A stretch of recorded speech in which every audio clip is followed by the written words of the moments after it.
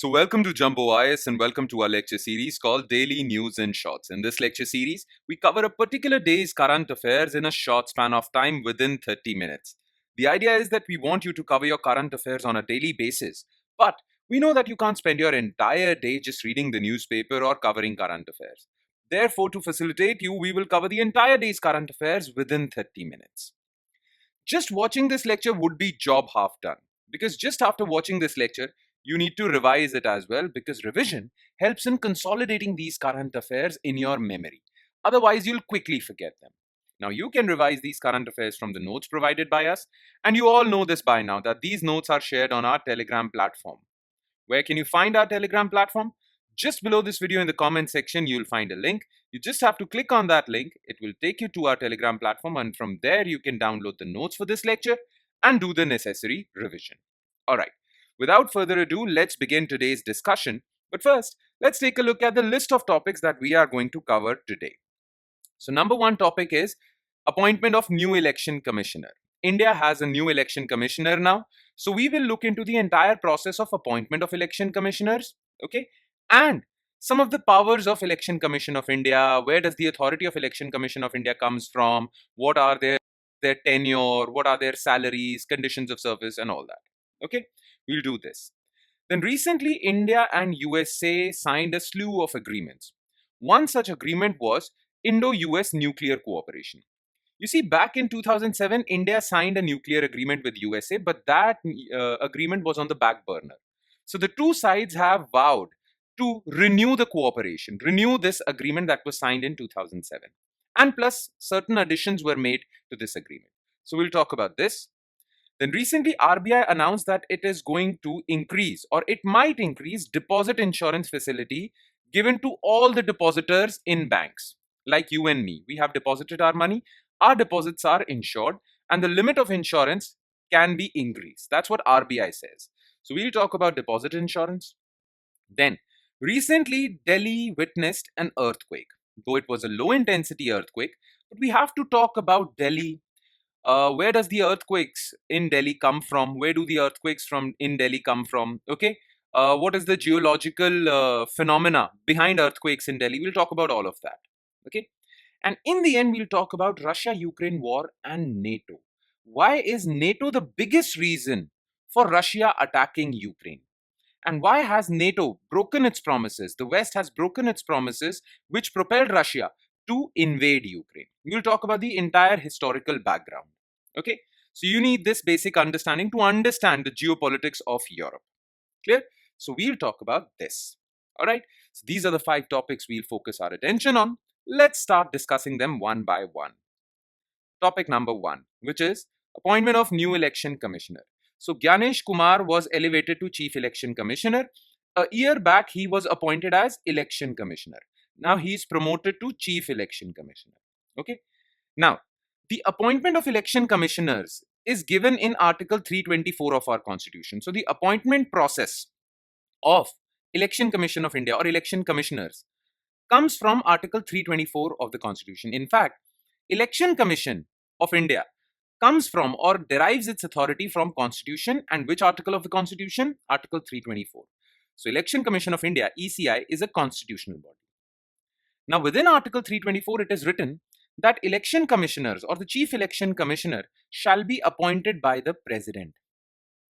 And President works on the aid and advice of Council of Ministers, Prime Minister and his Council. So basically it said that the Council of Ministers or the Prime Minister and his Council have the power to appoint election commissioners, right? President means Prime Minister and his Council, because President works on the aid and advice of Council of Ministers. The thing is that Article 324 says that until and unless Parliament makes a law, or until and unless Parliament specifies how election commissioners would be appointed, till that time, the authority lies with the President. Okay? Now in 2023, Parliament made a law. That law was called the Chief Election Commissioner and Other Election Commissioners Appointment, Conditions of Service and Terms of Office Act. So once this law was enacted in 2023, now it was not up to the President alone. Okay? Now the entire process was given in this law as far as appointment of election commissioners is concerned. Okay? Now what was given in this law? Okay? So this law says that the president still will appoint election commissioners. The president, that means again, Council of Ministers and Prime Minister. So the power of appointing election commissioners and chief election commissioners still lies with the president. But the president will appoint only those election commissioners or only that person as election commissioner recommended by a selection committee. So it gave a proper process. Okay, this law gave a proper process. So what would happen is that there will be a selection committee. Okay, the selection committee will contain Prime Minister, Union Cabinet Minister, and Leader of Opposition of Lok Sabha. Okay, this selection committee will propose a name to the president, and then the president will appoint that person. Okay, so the entire power now doesn't lie with the president. President will appoint only that person as election commissioner who is recommended by the selection committee. Now, leader of opposition is put in this selection committee because election commissioners basically oversee elections. That is why the opinion of opposition party members should also be taken into account. Otherwise, the ruling party will appoint its own people. Okay, that is why leader of opposition was added to this selection committee. Clear? Now, basically, selection committee will have a list of names, a panel of people from whom they will select a person and recommend it to the president. Now, who will provide this panel of persons or this list of persons to the selection committee? Well, there will be a search committee headed by law minister. They will propose a panel of people, eligible candidates, from which selection committee will appoint a person or will select a person, recommend that name to the president, and president shall appoint chief election commissioner. Okay, so as per the 2023 law, this is the new process. Okay, now Parliament had also earlier made a law on election commissioners. It was made in 1991, Election Commissioners and Terms of Service, Conditions of Service Act. Okay, so Parliament had already made a law on election commissioners. The 1991 law didn't talk about appointment process, but it did talk about salary, conditions of service, tenure, and all that. Okay, the 2023 law basically replaces this 1991 law. The 2023 law tells us about the appointment process, plus it also replaces what was written in 1991 law. So 2023 law replaced 1991 law. Clear? So now you know the appointment process. Now let's talk about other facts about election commissioners. Okay, so Election Commission of India. So as per Article 324 of the Constitution, the power of superintendence, direction, and control of elections is with Election Commission of India. Now, Election Commission of India will oversee basically general elections, that is the elections of Parliament, general elections, then state elections, and elections of President and Vice President. Okay, the local level elections like Panchayat, municipalities, that would be overseen by state election commissioners. Okay, Election Commission has authority of supervising these elections. Clear?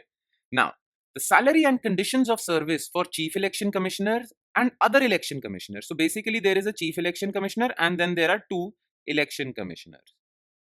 They together constitute Election Commission of India. Okay. Now, the salary and conditions of service for all these election commissioners would be similar to that of cabinet secretary. Okay. Earlier, in the 1991 law, it was written that their salary and conditions of service would be similar to that of a Supreme Court judge.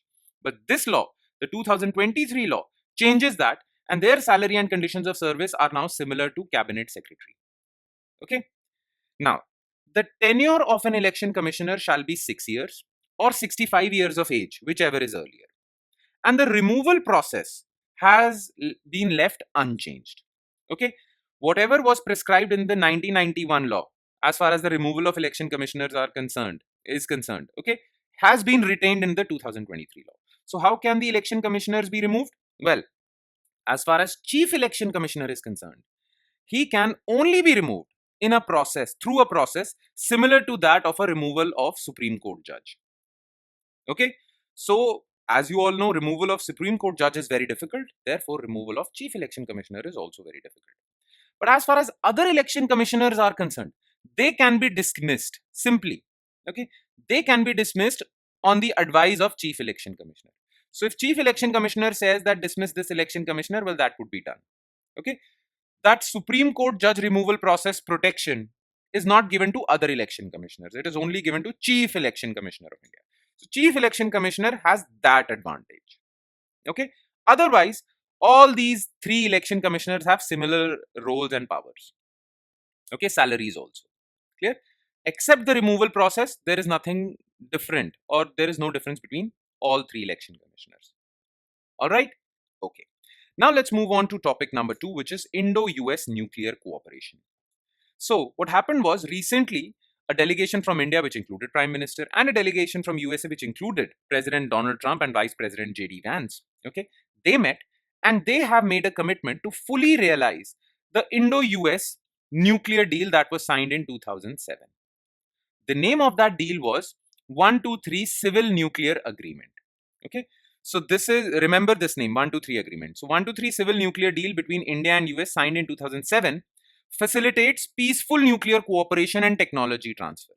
So under this 2007 deal, USA will help India with respect to peaceful use of, again, not for nuclear weapons, peaceful use of nuclear technology. So nuclear technology is also used for producing electricity, right? So USA will aid India in that. Okay. Remember, nuclear technology has two purposes. One is weapons, which USA doesn't support for India, and the other is civilian purpose. Civilian purpose is similar, electricity. Okay. So under 123 agreement, USA will help India to develop its civilian nuclear program. Okay. And it would also transfer technology to India so that it can build powerful, good reactors for producing electricity. Okay, this was what was in 123 agreement. Now, this 123 agreement was on the back burner because of many issues. Both sides were distracted, but the two sides now have decided to fully realize the potential of 123 agreement. Okay, plus the two sides also added new things to it. Okay, what were the new things that were added? First of all, USA earlier was more interested in supplying reactors to India, fully functional reactors to India. Okay. USA was not in support of these reactors being manufactured in India. If India wants these good quality reactors, they should buy it from USA. Okay. USA was not ready to allow India to manufacture these reactors, these US technology reactors in India. And therefore, USA was not ready to transfer technology to India. Okay. But now USA has agreed to it. USA has allowed localization of manufacturing. Basically, India can now manufacture with help from USA, with technology transfer from USA. Okay. So India will now have American designed good quality reactors. They can be manufactured in India, and USA will transfer that technology to India. Okay. Plus, India's reactors, which produce electricity, would be upgraded. So they would have new features which are in sync with modern technology. So this would be a benefit. Okay. And there is this new category of reactors that are doing rounds. Okay. These reactors are called small modular reactors. You see, generally nuclear reactors are large conventional reactors, as you can see in this picture. Now, large conventional reactors are those reactors which produce more than 700 megawatt electric of power. Okay. They are huge, colossal reactors that produce so much power. Okay. The problem with these large conventional reactors is that, first of all, biggest problem is they are costly, they are difficult to implement, and if there is a nuclear accident, then it would lead to devastating consequences. The entire area would suffer. So they are risky as well. Okay. Now that is why some people were working towards these small modular reactors, which produce electricity between 30 to 300 megawatt electric. Okay. These small modular reactors are cheap. Okay. They are relatively easy, and they are relatively less risky because they are small. So even if there is an accident, though chances of accidents in small modular reactors are also less as compared to large reactors. But even if there is an accident, the accident would be confined to a very small area. People can be easily evacuated. Okay. So they are less risky. That is why people who were earlier moving away from nuclear technology because it was risky are now moving back towards nuclear technology because of these small modular reactors. Now, the thing is that this technology of small modular reactors is perfected by China. But there are various American companies who have also perfected this technology. Now, India wants small modular reactors, and that's why India is cooperating with these US companies or USA for deploying these small modular reactors. Okay, so India and US are collaborating on small modular reactors to compete with China. There is another category of reactors, nuclear reactors, which are even smaller. These are called micro reactors. As you can see, they produce less than 10 megawatt electric. And they are generally used to power a particular portion of urban area, not the entire urban area also, portion.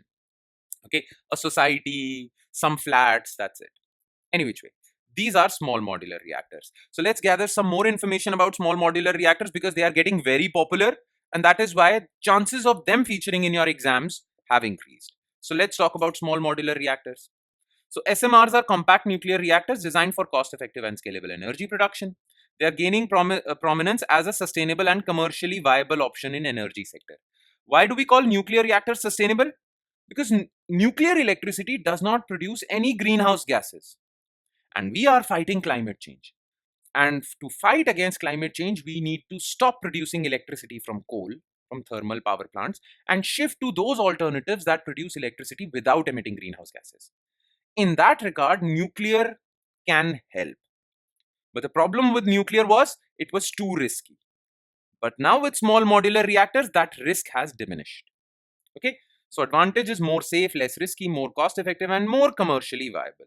In fact, Department of Atomic Energy in India is already in discussions with Holtec International, which is an American company that specializes in SMRs. Okay, so this is the biggest advantage for India, getting access to SMR technology. Okay, all right. Now let's move forward to third news item, which is increase in deposit insurance. Now hear me out carefully. Look, all of us have bank accounts, right? And in our bank accounts, we have deposited some of our money, right? Now, what if your bank fails? What if your bank is finished? It suffers heavy losses and it decides to close shop. What if your bank fails? If your bank fails, then this bank won't be able to return your deposits also. Your deposits also go with that bank. Okay, your deposits are also finished because the entire bank has failed. It won't be able to return the money of all these depositors. Now, that is a really risky proposition, and many people would then feel that there is no benefit in depositing money in bank accounts because it is a risky thing. So, to assure people and make them feel safe in depositing money in bank accounts, government has said that even if the bank fails, your deposits are safe because we have insured your deposits. We have done insurance for your deposits. Okay, now we do car insurance, house insurance, and many other types of insurance, life insurance, even medical insurance. Even all types of insurances require an annual premium that needs to be paid. If you're getting your car insurance done, then every year you have to pay some amount to the insurance company. That is known as premium. Okay, any which way, we'll talk about this premium, but all your deposits are insured. Okay, now, the insurance company that insures your deposits is called Deposit Insurance and Credit Guarantee Corporation, DICGC. And the thing is that your deposits are insured up to a limit of 5 lakh. So if you have 2 lakh in your account, you will get 2 lakh back if your bank fails. If you have 7 lakhs in your account, then up to 5 lakhs you will get back, but those extra 2 lakhs would get lost. You understand? So your deposits are protected up to 5 lakh limit. And this protection is provided by DICGC because it has insured each and every deposit. Simple. Now, recently, RBI has decided to increase that limit. Okay. Earlier, this limit was 1 lakh till 2020. It was increased to 5 lakh in 2020. And now RBI is considering to increase it further so as to provide more protection to depositors. Clear? This is the entire issue. Now, DICGC is basically a subsidiary of RBI. It is owned by RBI. Okay. Now, about DICGC. So, Deposit Insurance and Credit Guarantee Corporation, it was established in 1978 and it is a statutory body. Why? because it was established by a law made by Parliament. Okay, and that law was DICGC Act of 1961.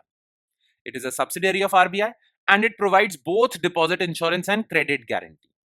Okay, now what is credit guarantee? Deposit insurance, you understand that your deposits are insured. But credit guarantee is also important for banks, especially banks. Okay, because banks provide loans to people. But what if that loan doesn't come back? What if the person to whom you have provided a loan, he doesn't return your money? Okay, then there will be a loss for the bank.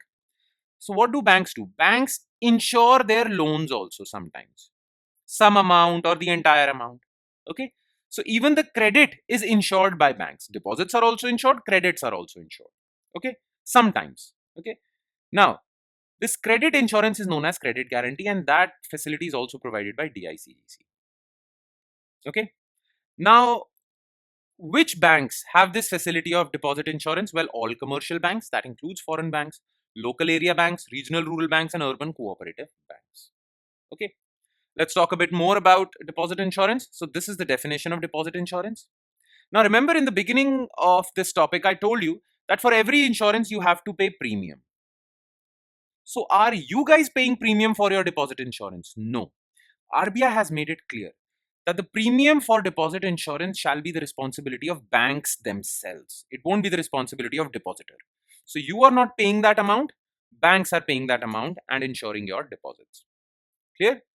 Now DICGC basically provides two facilities, deposit insurance and credit guarantee. So it has two funds, deposit insurance fund, credit guarantee fund. It has an extra fund called general fund, but that fund is used for running the operations of DICGC. Clear? Simple. Okay. Let's move forward to fourth news item. It is very important. Earthquake in Delhi. Now, recently a very low intensity earthquake, not very low, but low intensity earthquake actually was there in Delhi. Okay. Now, Delhi is used to earthquakes, definitely is used to earthquakes, but those earthquakes originate in Himalayas. Okay. But this time, the low intensity earthquake originated in Aravallis. Okay. Now we need to know about Delhi. Okay. As far as seismic activity is concerned, earthquake activity is concerned, where does Delhi lie? Okay. What are these two sources? And we should also know the map of India. Okay. Because government has created an earthquake hazard map and divided the entire country into zones. And these zones are basically categorized based on their vulnerability to suffer from earthquakes. Okay, let's talk about this. So this is earthquake hazard map and the entire country is divided into 5 zones. If your area lies in zone 1, then your area is very stable. It will have almost zero seismic activity, earthquake activity. But if you are in zone 2, then low damage risk zone. Okay, if you're in zone 3, moderate damage risk zone, zone 4, high damage risk zone. And Delhi basically lies in zone 4. And if you're in zone 5, then you are the most vulnerable to earthquakes. Okay.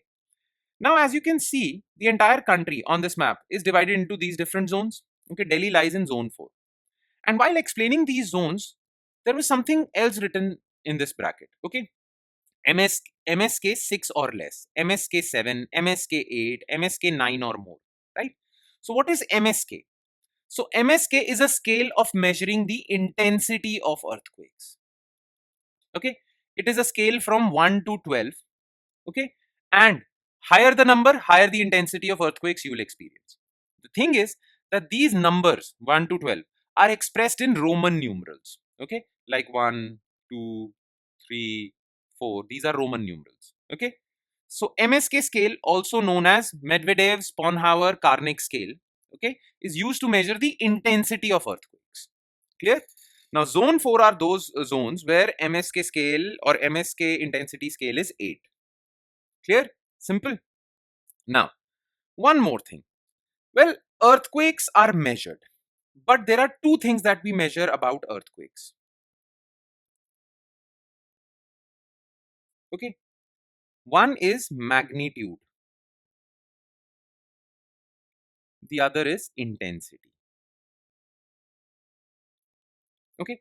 Magnitude of a earthquake is basically the energy produced by the earthquake. Okay, so the place from where the earthquake originates, what is the energy produced?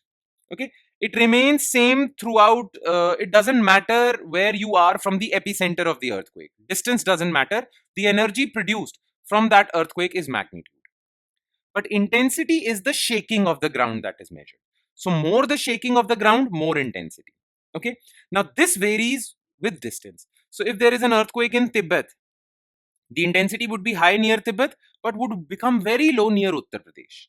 Okay, but magnitude is basically the energy produced at this epicenter. Basically, it doesn't vary with distance. Okay, now magnitude is measured on Richter scale, and intensity is basically measured by either Mercalli scale, which is also similar, or MSK scale. MSK scale is basically a modified version of Mercalli scale. Clear? Okay. As you can see over here, Richter scale, which measures magnitude, MSK scale, which measures intensity. Clear? Now, as far as Delhi is concerned, earthquakes in Delhi come from two regions. And based on those sources, we divide these earthquakes into Himalayan earthquakes, Aravali Delhi fold belt. So Himalayan earthquakes occur because there is a stress in Himalayan region, because the Indian subcontinent is moving against the Eurasian plate, the Tibetan plateau. And because of that, because these two plates are moving against each other, towards each other, it creates some faults, friction, and that generates earthquakes. So Himalayan earthquakes are those. Aravali Delhi fold belt is relatively stable. It is not moving against anything. Okay.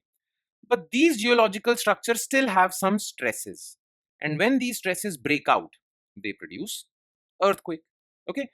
But Himalayan earthquakes are more powerful and more frequent. Okay. Aravali Delhi fold belt earthquakes, Aravali earthquakes are less intense and less frequent also. But still, they can occur, and that's what occurred in Delhi recently. Clear? By the way, you know Aravali range. You must know about it. It starts from northern Gujarat or southern Rajasthan. It is a parallel range. From Rajasthan, it moves towards Delhi. Okay, it is like this. Clear? That's all you need to know. And now we come to our last news item, which is Russia-Ukraine war and NATO. So the thing is, you need to understand this. Look, NATO was a military alliance created by USA, Canada, and Western European countries. Okay, these Western European countries, England, France, Germany, these were basically against Russia. Okay, now it was formed in 1949, and back then Cold War was going on, and these countries were against Soviet Union or USSR. Clear? So the purpose of NATO was to defend these Western European powers against USSR's aggression. NATO was formed. Okay, and this was a military alliance. Now, the most important thing about NATO was that an attack on one country would be considered as an attack on all of them. Therefore, if let's suppose Germany is attacked, then USA, Canada, England, France all will jump into the war and defend Germany. So attack on one is attack on all. Clear? Now this was created to basically repel or for the fear of USSR. Clear? But in 1990, Cold War ended. USSR got dismembered. Many of the countries in USSR became independent, and Russia, which was the biggest country of USSR, well, it came into being. Okay. Yes. Now, if USSR is finished, then there is no purpose of NATO. It should have been the case, but NATO continued. But Mikhail Gorbachev, the last leader of Soviet Union, when he was overseeing the finishing off of USSR, the dismemberment of Russia, well, he said that we will agree to this deal with USA. Okay, basically USA and USSR had a deal, peace deal. Gorbachev said that we will agree to this deal, but you have to promise us. The promise is that NATO will not expand further east. It won't add additional members and it won't reach till the borders of Russia. We shouldn't face any threat from NATO. And USA promised Mikhail Gorbachev that NATO won't be expanded and its borders won't reach close to Russia. This is a security guarantee that we give to you, Mikhail Gorbachev. And Mikhail Gorbachev said that because of this security guarantee, now we feel safe, now we can dissolve USSR. But since the dissolution of USSR, USA has continuously expanded NATO. And it has expanded NATO to such an extent that it reached Russia's borders. And recently, there were talks that Ukraine would also be added to NATO. Now, this was a very big security threat for Russia, and that is why there are other reasons as well. But this is one of the biggest reasons why Russia invaded Ukraine. Because Ukraine was about to become a NATO member. Okay. Now, first of all, you need to know what NATO is. Okay. As you can see on this map, there was a time when NATO was still here. Okay. But NATO continuously expanded. Even Sweden was admitted, Turkey was there. It continuously expanded and reached close to Russia.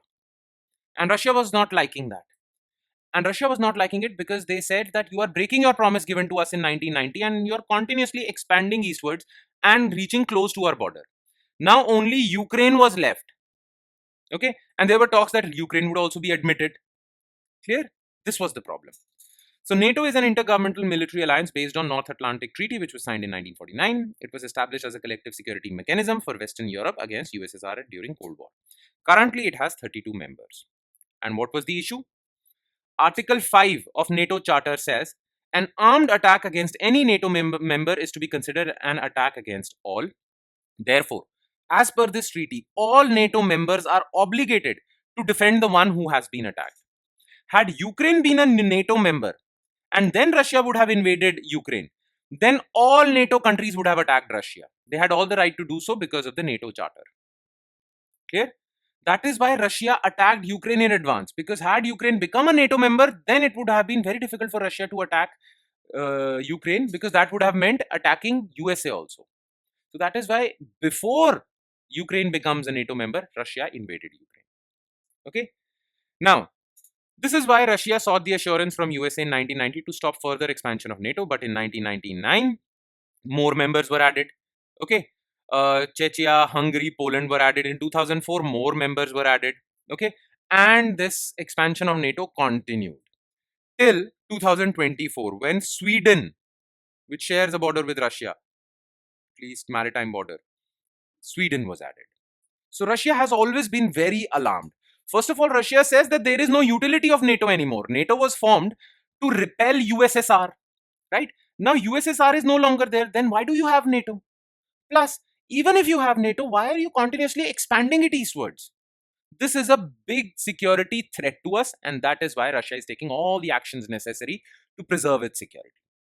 This is the issue. Okay? So if there is a deal between Russia and USA regarding Ukraine war, Russia would demand security assurances with respect to NATO as well. And Donald Trump would have to give those assurances. Otherwise, Russia has no purpose in abandoning this war. Clear? It wants security guarantee before it abandons this war. Clear? And with that, we conclude today's session. Thank you so much for watching, everyone. And I hope it has added value to your preparation. It would add more value if you'll revise this lecture as well. Okay? So please do not forget to revise this lecture. On that note, I'll be signing off. Thank you so much, everyone.